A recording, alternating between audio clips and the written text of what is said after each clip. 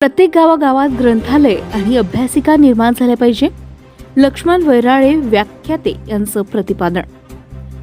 परळी तालुक्यातील पिंपळगाव गाढा येथे डॉक्टर बाबासाहेब आंबेडकरांच्या 133व्या जयंतीनिमित्त ते बोलत होते. यावेळी उत्तम दादा माने, सुशीमराज रणखांब, प्रभाकर वाघमोडे आदींची भाषणे झाली. यावेळी रक्तदान शिबिरात रक्तदान केलेल्या रक्तदात्यांचा प्रशस्तीपत्र आणि मानचिन्ह देऊन सत्कार करण्यात आलाय. कार्यक्रमाचं सूत्रसंचालन विशाखा घुमरे तर आभार रामेश्वर घुमरे यांनी केले. सिसळा येथून अतुल बडे. आणि प्रत्येक बौद्ध विहारामध्ये अभ्यासिका निर्माण झाल्या पाहिजे.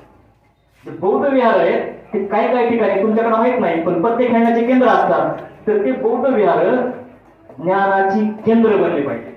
आजच्या जयंतीवरून जर संदेश कुठला घ्यायचा असेल तर येणाऱ्या काळामध्ये बौद्ध विहार ज्ञानाची केंद्र बनली पाहिजे.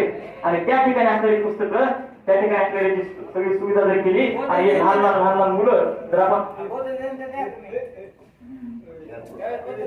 तर बसवली तर येणाऱ्या काळामध्ये बाबासाहेबांचं स्वप्न काय होईल, साकार होईल. आणि बाबासाहेबांना अपेक्षित असणारा समाज निर्माण होईल. शेवटी आता बऱ्याच महिला मावल्या बसल्यात. काय माहिती का, आज जे काही एवढं वैभव निर्माण झाले त्याच्यामध्ये रमाईचा खूप मोठा त्याग आहे. बाबासाहेब सांगत असताना रमाई